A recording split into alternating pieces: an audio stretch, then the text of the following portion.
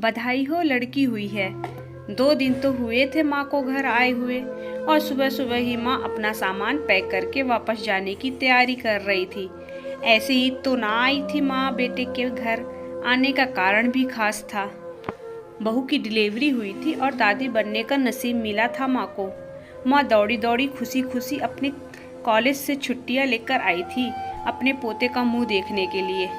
एक बड़े कॉलेज में लेक्चरर होने के बावजूद माँ की सोच अभी भी ऑर्थोडॉक्स टाइप की थी, जो पहले से ये सोच कर बैठी थी कि पोता होगा तो अच्छा होगा। माँ के अरमानों पर तब पानी फिर गया जब बहू ने बेटे को नहीं बेटी को जन्म दिया। हालांकि माँ यह सब अपने चेहरे पर दिखाना नहीं चाहती थी, लेकिन उनका बर्ताव सारी बातें बयां कर रहा था। माँ को वापस जाने की तैयारी करता देख बेटा माँ के पास आया और माँ से बोला, माँ माँ 2 दिन तो हुए हैं तुम्हें आने को और तुम जाने की तैयारी कर रही हो। अरे बेटा, तुम तो जानते ही हो कॉलेज फिर से शुरू हो गए हैं।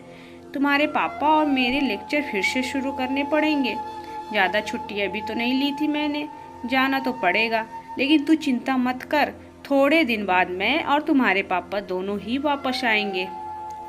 अगले दिन सुबह सुबह माँ नहा धोकर जाने के लिए तैयार थी। बेटा किचन से चाय बनाकर माँ को देता है। माँ बेटे को बहू और पोती के बारे में पूछती है। बेटा कहता है दोनों सो रहे हैं। माँ बेटे से कहती है, खुशी की बात है बेटा, तेरे यहाँ लक्ष्मी ने जन्म लिया है। लेकिन मेरी मानो तो अब तुम और बहू मिलकर एक और बच्चा प्लान कर लो ताकि तेरी फैमिली पूरी हो जाए। हो सकता है मेरी बातें तुम्हें पुराने जमाने की लगे, लेकिन थोड़ा प्रैक्टिकल होकर सोचो। बेटा अच्छे से जानता था कि माँ जो कह रही थी और जो कहना चाहती थी वह बातें दोनों ही बहुत अलग थी। बेटे ने अपने जेब से अपना मोबाइल फोन निकाला और उसमें कई मैसेज माँ को दिखाए और बोला, देखो माँ, तुम्हारी बात तुमसे पहले यह दर्जनों लोग मुझसे मैसेज में कह चुके हैं। हर कोई डायरेक्टली या इनडायरेक्टली मुझे यही कहने की कोशिश कर रहा है कि बेटा होता तो अच्छा होता, या फिर आगे बेटे के लिए ट्राई करो।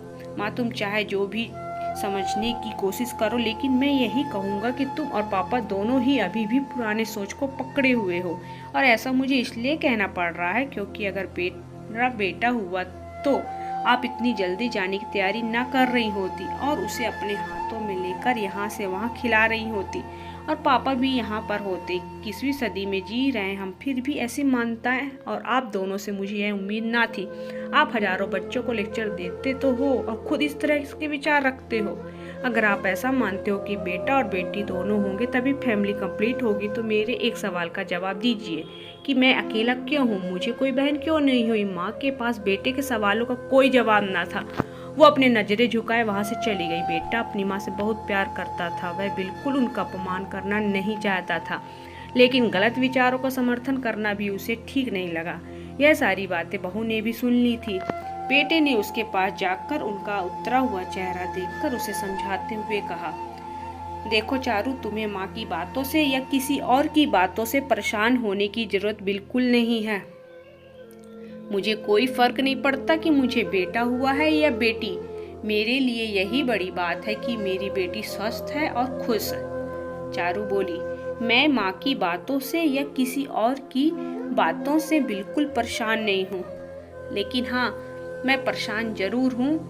मैं एक समाज सेविका हूँ और मैं हर दिन कई लड़कियों से मिलती हूँ।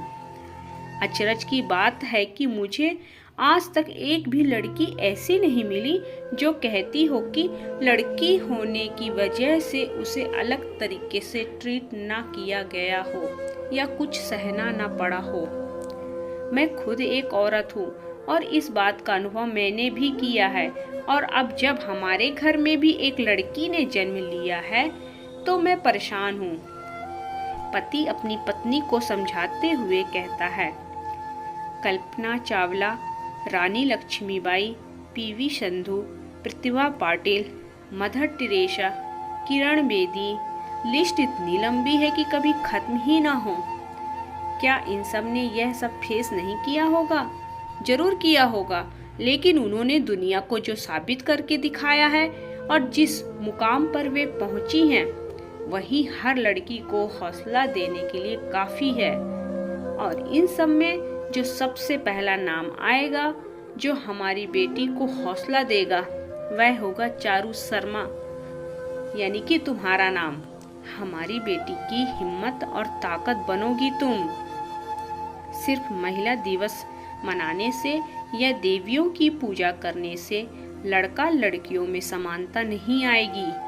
यह समानता तब आएगी जब हम अपने विचारों को जड़ों से बदल पाएंगे। धन्यवाद।